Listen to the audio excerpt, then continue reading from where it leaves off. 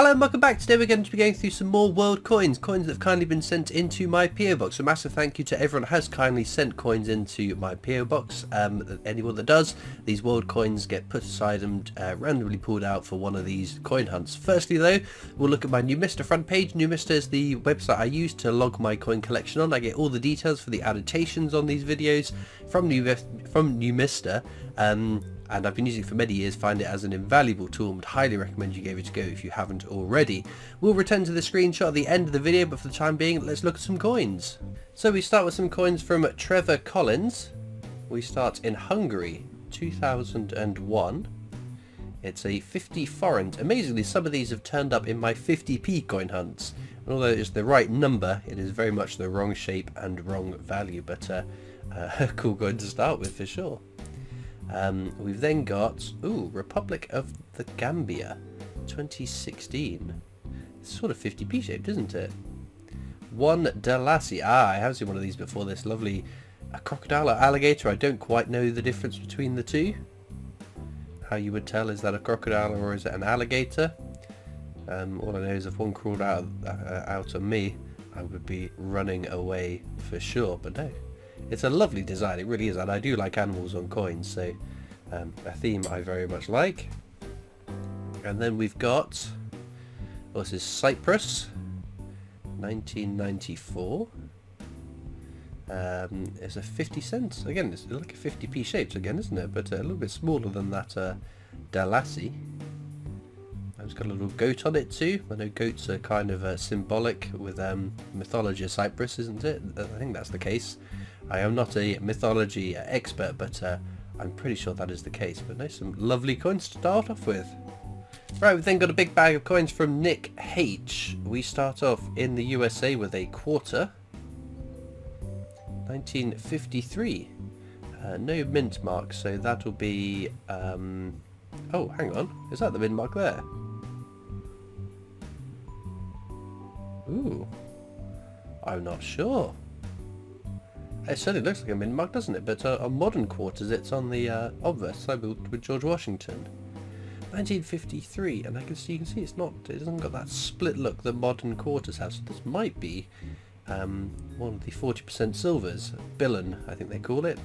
They call it billion when it's under 50% silver, don't they? So silver's not the primary metal. But the mint mark is interesting. Because it doesn't look like a D, it doesn't look like a P. In fact, it looks a bit like an S. But it is a bit blobby and unclear as to what that is, so that's something I will have to look up whilst I'm editing the video, and I will put it in the annotations what exactly that is, but that's kind of cool. See, this is a more modern one, 1983. You can see the sort of dual colouring on the rim of the coin, so this is definitely a modern one that's not silver. If we couldn't see the year, that is, because it's very easy to tell from the year what's silver and what's not silver when you know the years, which unfortunately I don't off the top of my head with American coins. Right, we have got the P for Philadelphia mint mark.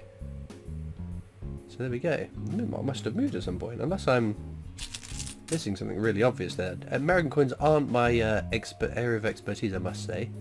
We've got a 1 cent here.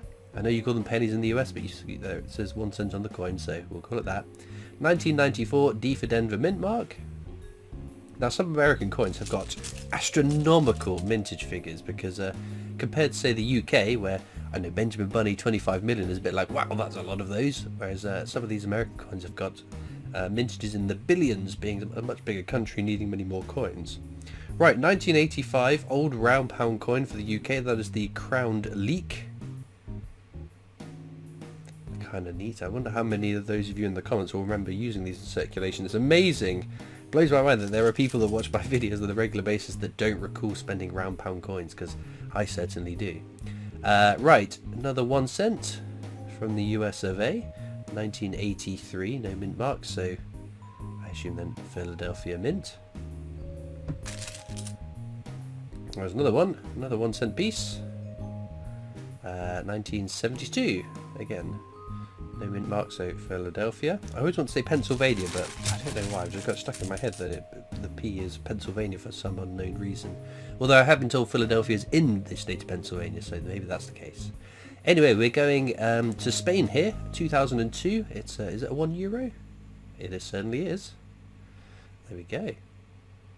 Very nice. And then back to the USA, 5 cents. 5 cents is a nickel, I think. 1993 Philadelphia Mint. Hopefully helping out with my date run of US coins, because it is quite a long run of coins that you can have. 1974. No, is that 74? Yeah, it is. I think the light was catching a bit weird. The 7 looked a bit odd. No mint marks of Philadelphia Mint. It's another quarter. Lovely. Another round pound coin, 1983. So that will be the Royal Arms, isn't it? The first year that the round pound coin was minted for circulation to start replacing the cotton £1 banknotes. Partially because a cotton or paper banknote would only last about a year in circulation before it had to be replaced, whereas coins can last in excess of 30 years.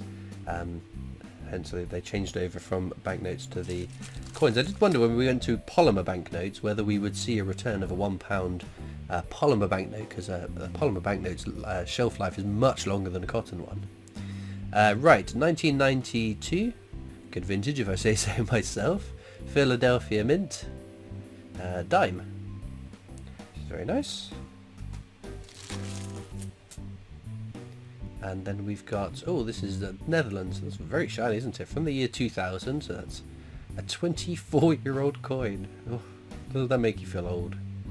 Goodness gracious me. It's very nice condition, isn't it? That's obviously been pulled from circulation early days, or is it?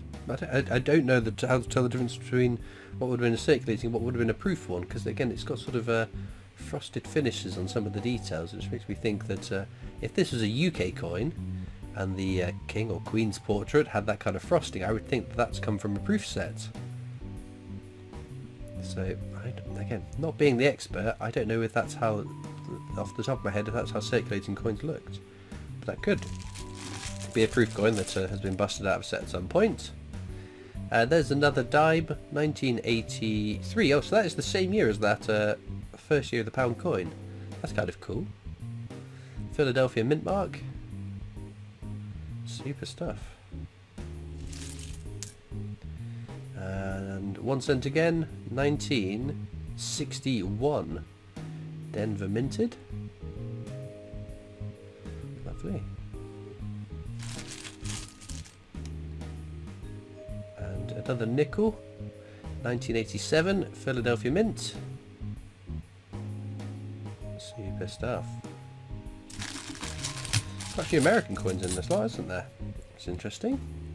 Another quarter, 1965. I don't see a mint mark. I think you can see the split, so it's not a silver one, is it? It's in the. I'm sure it is the 60s. The silver gets stripped out of circulating US coins. I think there are some denominations that might have, like the Kennedy half, isn't it? Is it Kennedy half? That there is it 60, 69, 67? That there is a silver version of it. So I don't know. Again, not my area of expertise. I would always just look it up to double check using Numista. Right, here's another quarter. 1994, Philadelphia minted. Lovely. We've got time for a few more coins. 1983, Denver minted 1 cent. Which is lovely. Another nickel. 1993, Philadelphia mint. Super stuff. See, if any of you in the comments have some way to remember as and when silver was removed from the US currency, I'd love to know, because obviously I know in the UK it's pre-47 and pre-20. They've just become lodged in my brain, whereas the US ones and or Canada for instance, obviously they changed down to a lower, they reduced the silver at some point and then took silver out. So also these countries, I don't know how anyone could remember all the different countries and as and when silver was taken out, as and when the purity was changed. So I'd be interested to know if anyone can remember lots of different countries. How is it you remember? How is it you can recall? Because for someone who has a bad memory like me, it's a tough job. Anyway, we're leaving this gentleman waiting far too long. Harold V, so that's the King of Norway. Very nice design, isn't it? 10 kroner from 2003. Well, there we go. A nice coin to wrap off on, with an interesting design there.